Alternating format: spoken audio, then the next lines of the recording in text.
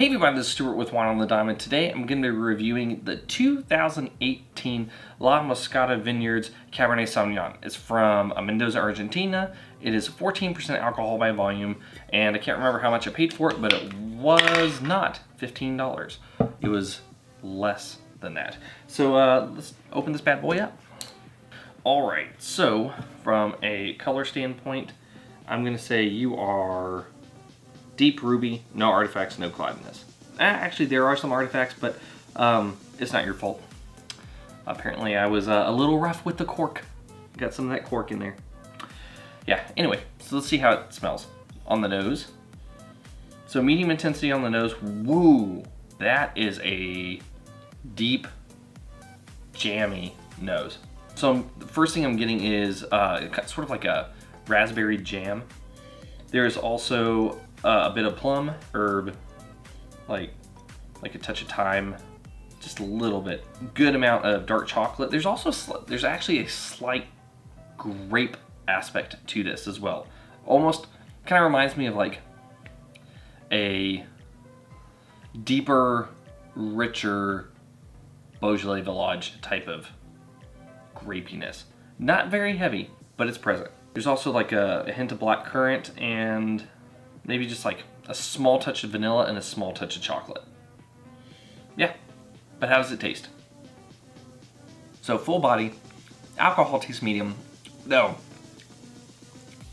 those tannins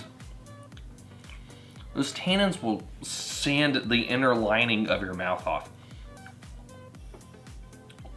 They're rough tannins. That's what I'm getting at here. It's just suck your mouth dry. The fruit intensity is medium plus on the fruit. The secondary elements are kind of around the medium range. Acid is medium plus acid, so that's nice because you can let this age for a while and try to calm those tannins down a bit. Yeah, so this is just, I mean, there's just a lot of fruitiness, just a slight touch of herb. There's a little bit of like a earthy taste that you get on the palate that you don't really get on the nose. That dark chocolate is there. There's a little bit of that vanilla, but not very much. It kind of just shows up in the mid palate, kind of goes into the finish, and then it kind of goes away again. Really, this wine is not, I'm just telling you now, this wine is not a solo drinker. This is not something that I would sit down and just have a glass of on my own unless I was really feeling like I just wanted to exfoliate. Exfoliate? Is it exfoliating even if it's the skin layer inside? I don't know. If I wanted to get rid of, like, renew my mouth lining, my gums, all of that stuff, then I would just drink this as it is. But I'm not kind of like feeling that at the moment. So what I would say is this definitely needs to go with food. Something kind of big that can hold up to the flavor of the wine itself, but also something that probably has a good amount of fat and salt. That way it kind of softens the tannin. It kind of enhances that fruitiness in the body.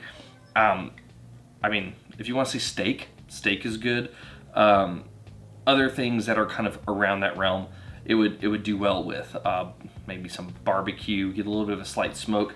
Might add like another characteristic to this wine, kind of with the palate exchange of the food and the wine itself, because this is a pretty fruity wine. This could probably stand up to something that has a little bit of like a chili heat or chili pepper element to it as well, but not too much, because you don't want the alcohol to get back on you. But I mean, overall, this wine is interesting because I really like South American Cabernet, but I was not expecting this one to just hit you as hard on the palate with those tannins as what I experienced right now. Yeah, it's just a wallop. But anyway, how does it rate? Let's get to the blick. So from a balance standpoint, I actually do think you're in balance, even though the tannins are really rough. They also have a good amount of acid, and you can fix that. You can aerate this wine. You can kind of relieve some of those tannins. You could also do something like age it to develop tertiary. Yeah, but the overall structure of the wine, the integration with the alcohol, the acid, all that stuff, it works out pretty well, so I'm going to give you a full point. Length, medium plus finish. I got about 43 seconds on that finish, so half a point. Intensity, medium on the nose, medium plus on the palate, half a point. And complexity, getting some good primary, getting some secondary, a little bit more secondary on the palate with a kind of earthiness, even though I guess that really falls more into tertiary, doesn't it? But you're not really old enough to have developed that tertiary on your own. So I'm kind of leaving it more towards, I guess, the characteristic of the grape itself on this analysis.